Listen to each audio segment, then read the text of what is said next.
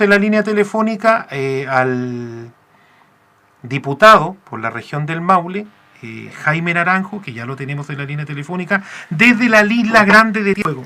Diputado, gusto de saludarle. Igualmente para mí un gusto saludarlo a usted, como también a toda la gente que nos está escuchando allá en el extremo sur del país. Muy bonita región, encantadora, muy acogedora, así que muy contento de poder compartir con ustedes este momento. Muchas gracias, muy amable, pero también por su buena disposición de estar con nosotros. Le escuchan en toda la región de Magallanes, así que para que esté atento por cualquier apreciación que podamos tomar después de esta entrevista. La primera pregunta, se debe estar trabajando arduamente, diputado, con el tema del ingreso familiar de emergencia. ¿Hay acuerdo, diputado, o todavía no hay humo blanco? Mire, estamos en una situación bastante límite, porque ocurre que el ingreso familiar de emergencia, que quiero ser bien preciso para que la gente lo entienda, es única y exclusivamente para los trabajadores que son informales. ¿Y por qué quiero precisar esto? Eso significa que los trabajadores que tienen contrato permanente, que los pensionados, porque muchas veces los pensionados dicen, ¿por qué no nos toca nada? Ellos también son formales porque reciben su pensión todos los meses. Esto es principalmente para los trabajadores informales, es decir, aquella gente que no tiene contrato y se gana su vida al día a día, como los feriantes, la gente que vende en la calle, y el caballero que tiene un tallercito por aquí, por allá, qué sé yo, o el electricista, el gaffiter, tantas actividades que son del día a día y que no tienen contrato y viven de lo que pueden generar en el día. En segundo lugar, ¿dónde está el tope o el control con el gobierno? Ocurre que el ingreso familiar de emergencia que el gobierno está ofreciendo, a partir de una familia promedio de 4 personas, son 65.000 pesos de aporte por cada miembro de esa familia, es decir, aquello sumaría 230.000 pesos. ¿Y qué es lo que ocurre? 230.000 pesos es un ingreso que está por debajo del límite de la pobreza, por debajo de la pobreza y por debajo del salario mínimo. Para peor, este ingreso familiar de emergencia que está contemplado para 3 meses no va a ser equivalente a los 3 meses. El primer mes van a ser 65.000 pesos, el segundo mes baja como a 55 y el tercer mes como a 45. Es decir, la gente, cuando la pandemia esté en su momento más alto y más complejo, cada mes van a ir ganando menos. En tercer lugar, si bien es cierto ahora en el veto que mandó el gobierno lo mejoró, ¿en qué sentido? De que la gente que está del 60% de vulnerabilidad hacia abajo va a recibir este mismo bono. Antes estaba diferenciado, ahora va a ser parejo, es decir, si yo estoy entre el 40 para abajo o entre el 40 y el 60, por cada miembro de mi familia voy a recibir 65.000 pesos el primer mes, 55 aproximadamente el segundo mes, 45 el tercer mes. Estamos en el gobierno, nosotros aspirábamos a un bono más alto, el gobierno no lo concedió, y por tanto no nos va a quedar otra que aprobarlo, pero dejando claro que es absolutamente insuficiente. ¿Sabe por qué? Porque este ingreso familiar de emergencia es para que la gente no salga a la calle, para que la gente se quede dentro de su casa. Y segundo, es para que la gente tenga para sus necesidades básicas. En los términos que se va a entregar, no va a cumplir ninguno de los dos objetivos. ¿Por qué? Porque como no es mucha plata, la gente va a salir igual a la calle. Claro. Porque no le va a alcanzar para cubrir el mes. Entonces, no va a cumplir ni el objetivo sanitario, que es que la gente se quede en la casa, y por otro lado tampoco va a cumplir el objetivo económico, que sea una plata que le alcance a la gente para los gastos y las necesidades básicas. Entonces, nos vamos a ver enfrentados en una situación bastante extrema, porque tal como las cifras lo están indicando, cada día hay más contagiados y cada día están falleciendo más personas, y eso que todavía no entramos al invierno, donde se espera que la situación empeore más por las condiciones climáticas, porque este virus se siente más cómodo en bajas temperaturas que en altas. Entonces estamos en una situación muy difícil, para serle franco, desde el punto de vista sanitario, y claramente eso está generando serios problemas económicos. Uno está consciente que hay gente que ya lo está pasando mal. Por cierto que esto le va a ser alguna inyección de plata para esas familias que lo están pasando mal, pero no es la suficiente que debieran recibir para que efectivamente se queden dentro de sus hogares y hagan una cuestión de quedarse en la casa efectiva y real. Y en eso estamos. Hoy día lo vamos a votar y debiera ya aprobarse esto definitivamente en el Congreso, porque la idea es que a la gente se le empiece a pagar en mayo, junio y julio. Ahora, ¿cómo se mide esto de informal? La verdad que me llama la atención porque le llegará todo, la verdad que tengo la duda, porque al final con el tema bancario del FOGAP y con otras situaciones que han ido pasando, la verdad que la gente reclama y Mire, la verdad... ¿Sí? Aquí lo importante es la ficha de registro social de hogar. Ya, aquí es clave, es decir, la persona que no tiene ficha de registro social de hogar, aunque lo esté pasando mal... Nada que hacer, para ser franco. ¿Ya? Y el que la tiene vencida y no la actualizó, no hay nada que hacer. Pero la gente que tiene su ficha de registro social de hogar, ella no va a tener ningún problema. Basta que esté del 40% hacia abajo y lo va a recibir automáticamente, ni siquiera va a tener que presentar una solicitud. Automáticamente. ¿Ya? Es decir, toda la gente que recibió el COVID-19, por poner un ejemplo, sí, va a recibir esto. Lo va a recibir. Porque hay gente que está del 40%. Los que están entre el 40 y el 60% de vulnerabilidad tampoco no van a tener ningún problema, lo van a recibir automáticamente. No van a tener que hacer ninguna solicitud. Y como varios de ellos recibieron el bono COVID-19, un bono por familia, tampoco van a tener problema. Si el problema es entre los que están entre el 60 y el 90, ¿por qué el problema es? Que esa gente, que son gente que trabajaba honorarios, por poner un ejemplo, que boleteaba, esa gente hoy día prácticamente está cesante, no ha boleteado, no ha dado nada. Entonces, esa gente que está entre el 60 y el 90 va a tener que llenar una solicitud para que se refichen de nuevo, es decir, para que se le haga una nueva ficha de registro social de hogar rápida, que determine que la actual situación económica que está viviendo esa familia cambió radicalmente en relación a la ficha real que tenía. Y por consiguiente, si esa gente que está entre el 60 y el 90, al ser refichados, bajan del 60% para abajo, esa gente comienza a recibir el ingreso familiar de emergencia. Claro, ahora, en ese sentido, o sea, los que tienen contrato de trabajo, nada que hacer, ellos no reciben nada. Nada que hacer. Ahora, aunque estén en el 40%. Claro, porque son formales. La gente que es formal, para ser preciso, es la gente que todos los meses paga su salud, paga su previsión, porque tiene contrato. Si los formales son los que tienen contrato. Y por eso que la gente que es pensionada también se les considera formales, porque ellos reciben todos los meses su pensión formalmente. En cambio, el trabajador informal no paga previsión, no paga salud porque no tiene contrato. Entonces es una persona que trabaja el día a día, los feriantes, por poner otro ejemplo. Es gente que trabaja el día a día. Entonces, de hecho, los trabajadores informales en el país son 1/3 de los trabajadores del país. 1/3, es decir, de cada 10 chilenos, a lo menos 3 son informales. Porque la gente que tiene contrato, ellos le hicimos una ley, que es la de protección del empleo, que ellos se pueden acoger al seguro de cesantía. Si es que en el lugar donde trabaja se suspendieron las actividades o se redujo la jornada laboral. Por tener contrato, ellos se pueden acoger al seguro de cesantía. Si la gente recibe el salario mínimo, también hicimos un subsidio de emergencia para que la gente que gana el salario mínimo pueda recibir 300.000 pesos líquidos. Entonces se han tomado medidas de alguna manera para los que son formales. Para los que no se han tomado medidas, a excepción del COVID, del bono COVID-19, es para la gente que es informal.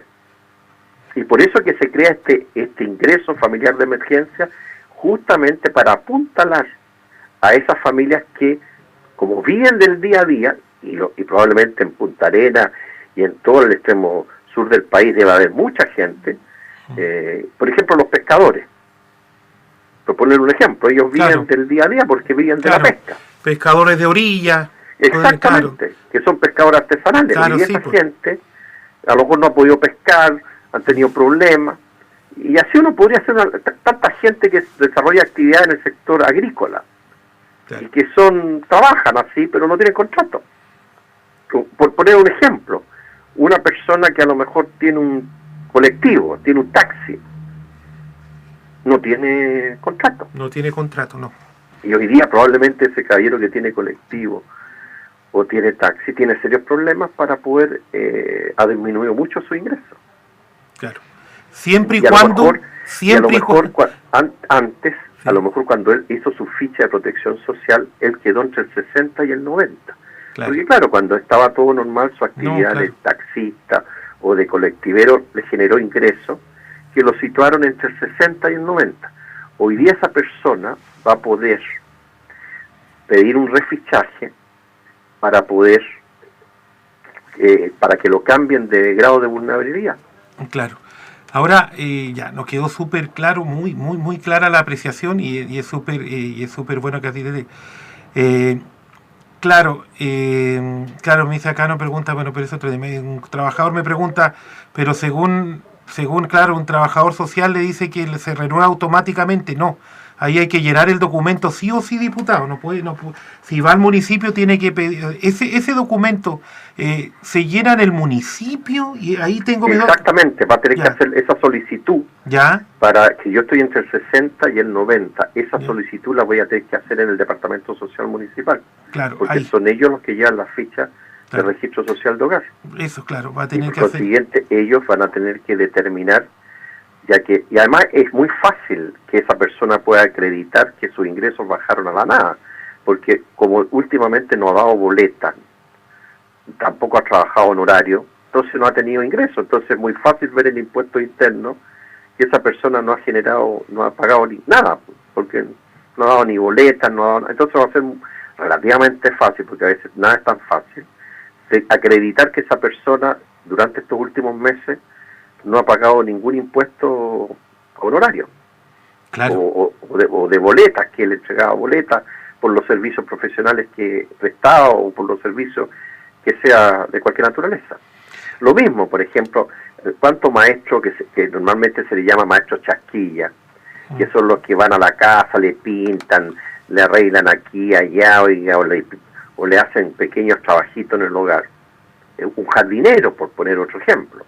Tampoco un jardinero que recibe boletas ni nada. Entonces, aquí lo más importante es la ficha de registro social de hogar. Claro.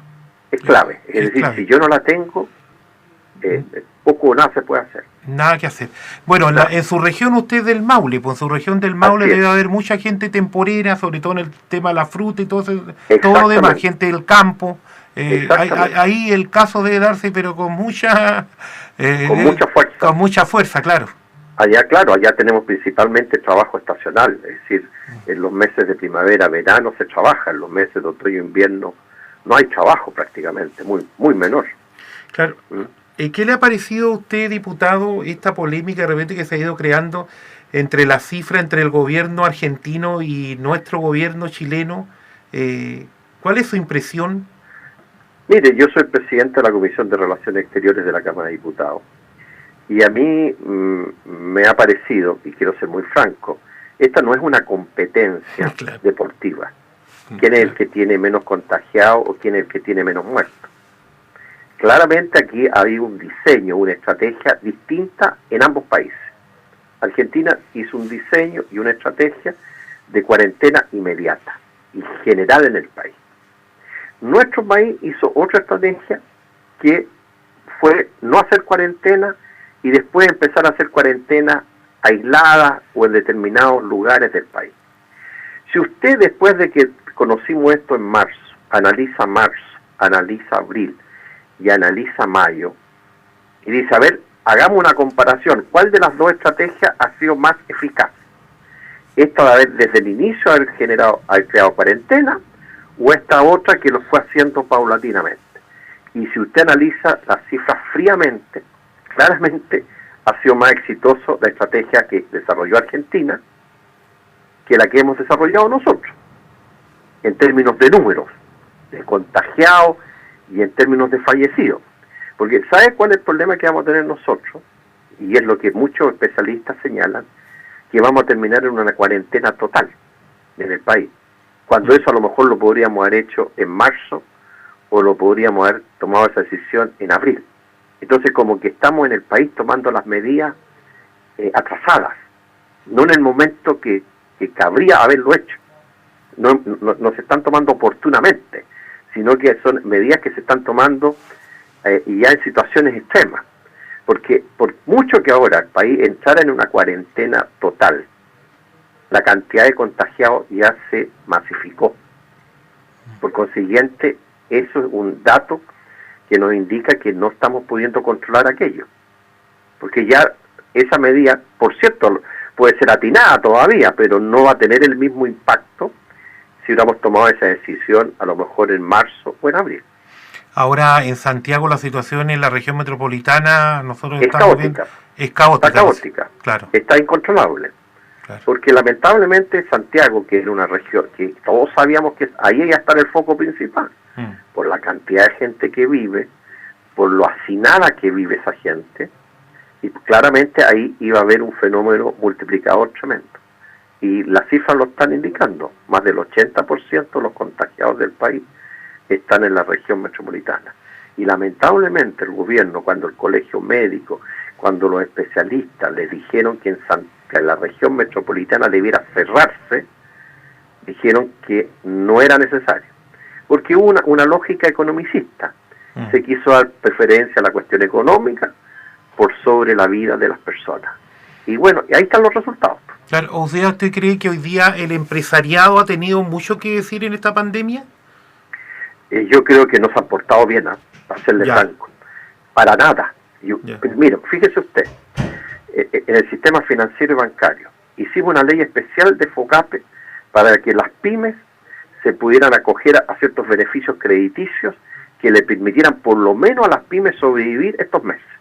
Resulta que los bancos han puesto puros problemas, puras dificultades a los pymes que han ido a solicitar estos préstamos, y que eran una buena medida, porque en el fondo se le estaba entregando un préstamo equivalente a 3 meses de ventas. Es decir, si una persona había vendido durante los últimos 3 meses 1 millón de pesos, por poner un ejemplo, a él se le entregaba ese préstamo 1 millón de pesos como un préstamo, una inyección de capital para que pudiera sobrevivir su negocio, con una tasa de interés prácticamente del 0% anual, y tenía 24 o 48 meses para pagar ese préstamo con 6 meses de gracia. Es decir, si el caballero le entregaban el préstamo ahora, lo iba a empezar a pagar allá por noviembre. Claro. Pero lamentablemente los bancos han puesto puros problemas, puras dificultades. Y yo me imagino que en el extremo sur debe estar pasando lo mismo que está pasando acá, que aquellos bancos que en la provincia, por decir un ejemplo, tenían 10 sucursales, ahora están funcionando 2 sucursales presenciales. Entonces, es un drama.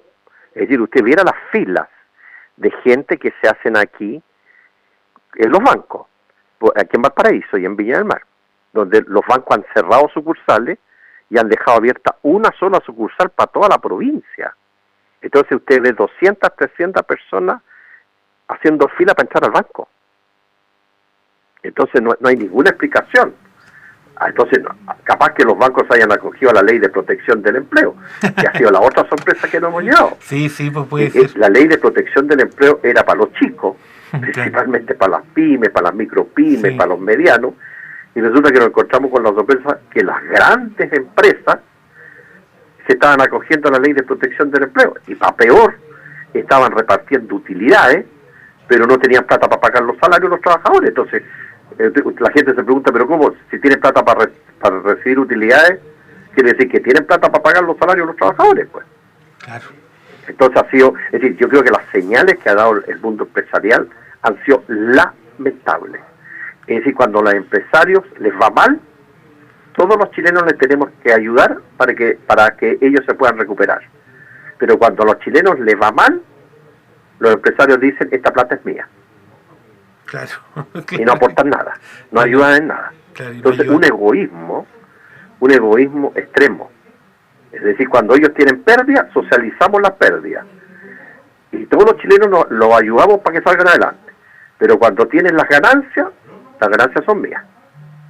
Y de hecho hay empresarios que han ganado a costa de la pandemia. Han visto una oportunidad para hacer negocios más que para ayudar a la gente. Y eso me parece extraordinariamente poco ético. Es decir, esta es una batalla que tenemos que dar todos los chilenos, distintamente si uno sea empresario, obrero, profesional, no profesional, qué sé yo, es una batalla que la tenemos que dar todos juntos. Y solamente se puede vencer esta batalla y ganarla si somos solidarios entre todos, si nos ayudamos unos con otros. Pero si pretendemos sacar y hacer negocios mezquinos del dolor de otros, del sufrimiento de otros, me parece que esta batalla la vamos a perder. Claro, sí, yo creo que va a ser muy importante. Ahora, diputado, ¿usted cree que podría haber sido, con todas estas medidas de ayuda a la gente, podría haber habido un esfuerzo un poquito mayor por parte del gobierno? Mire, todos los especialistas económicos, exministros de Economía, exministros de Hacienda, expresidentes de los bancos, del Banco Central del país, todos han dicho, y son expertos en la materia, han dicho que lamentablemente el gobierno ha sido muy apretado con la billetera, que ha sido muy amarrete. Perfectamente podría haber inyectado más recursos para que estos problemas se pudieran resolver, porque los hay. El país felizmente durante estos 40 años desde que volvimos a la democracia hemos construido una economía sólida, hemos ahorrado plata, hemos manejado las finanzas fiscales correctamente, responsablemente, y por consiguiente, como lo hicimos bien durante 40 años, estamos en condiciones para poder ofrecerle más a la gente. Es decir, ¿quién más que el Estado puede amparar a los que no tienen nada hoy día? Solamente el Estado. Sino, ¿qué sentido tiene tener un Estado que le sobra la plata o que tiene recursos y no es capaz de ayudar a los débiles cuando le van a golpear la puerta al Estado para que lo ayude en la situación de emergencia que se encuentra? Entonces, todos los expertos han señalado que felizmente nuestro país, porque manejó bien la economía, porque gastó bien su plata, porque fue responsable cómo se gastó su plata, hoy día nuestro país tiene capacidad de endeudamiento y tiene reservas a las cuales puede acudir para ayudar de mejor manera a la gente. Cosa que no ocurre en otros países, países que están altamente endeudados, países que han tenido una alta inflación, países que no tienen reserva y por consiguiente ellos están en una situación peor. No es el caso nuestro, no es el caso nuestro. Y por eso que esos expertos dicen que el Estado chileno, en este caso el gobierno, está siendo mezquino. Y en el caso del salario, el ingreso familiar de emergencia es una señal, porque evidentemente ese ingreso familiar de emergencia es para que la gente se quede en la casa. Pero si yo voy a recibir 230.000 pesos, después me va a bajar a menos, a 150, 160, no me va a alcanzar. ¿Y qué es lo que voy a tener que hacer? ¿Salir a la calle a trabajar? Pues. Claro. Y como voy a salir a la calle a trabajar, ¿qué corro? Riesgos sanitarios. Entonces, claro, es decir, con un disparo podríamos haber matado 2 pájaros de un tiro, que era el ingreso familiar de emergencia. Control sanitario y apoyo económico a la familia. Con esta fórmula que estamos aprobando, no estamos matando ni un pájaro, porque no estamos garantizando ni control sanitario, ni tampoco estamos garantizando necesidades básicas. Entonces, es lamentable, pero en eso estamos. Claro, sí, la verdad las cosas que también el tema de la delincuencia va a ser un tema, o sea, la cesantía va a llevar también a que por lo menos los grandes centros poblados, quizás nosotros no tanto acá en la región de Magallanes, pero sí en los grandes centros poblados va a aumentar, pero muy rápidamente. Por cierto, porque la gente, oiga, si no tiene recursos económicos para poder echar mano, para poder llevar el pan a la mesa de su hogar, no le va a quedar más que, o sea, por último, salir a trabajar dentro de lo que se pueda, o bien dedicarse a delinquir, que sería fatal. Pero para serle muy franco, la situación no se ve buena ni en términos sanitarios ni en términos económicos en los próximos meses. Diputado Jaime Naranjo, queremos agradecerle el contacto que ha tenido con la Radio Porvenir acá desde la Isla Grande, mire, de Tierra del Fuego, pero sí llegamos a toda la región de Magallanes con nuestra señal amplitud modulada, de que queremos agradecerle la buena disposición y el contacto que hemos tenido con usted, y bueno, la primicia que también nos da que en unos instantes más, en horas de la tarde, ya se va a aprobar este famoso bono que estuvo tanto en discusión. Sí, efectivamente, el ingreso familiar de emergencia, claro, no es un bono, porque toda la gente habla de un bono, claro, pero claro, es un ingreso. Ingreso familiar de emergencia. Bueno, yo muy contento de haber conversado con ustedes, siempre he tenido una gran admiración por esa región, me encanta, las veces que he ido he quedado siempre muy fascinado, muy enamorado de ella, porque no es muy grande, pero todo está como bien hechito, a gusto, ordenadito, limpio. Es una zona muy encantadora, así que un saludo muy cariñoso a toda la gente que nos ha escuchado. Muchas gracias a ustedes por permitirme conversar con la gente de Magallanes y espero haber sido claro, preciso y pedagógico para explicarle a la gente las cosas que se vienen y los beneficios que están vigentes y los que se vienen. No, fue muy claro y muy preciso. Así que tenga un muy buen día, diputado. Igualmente, un abrazo. Un abrazo para que vaya bien.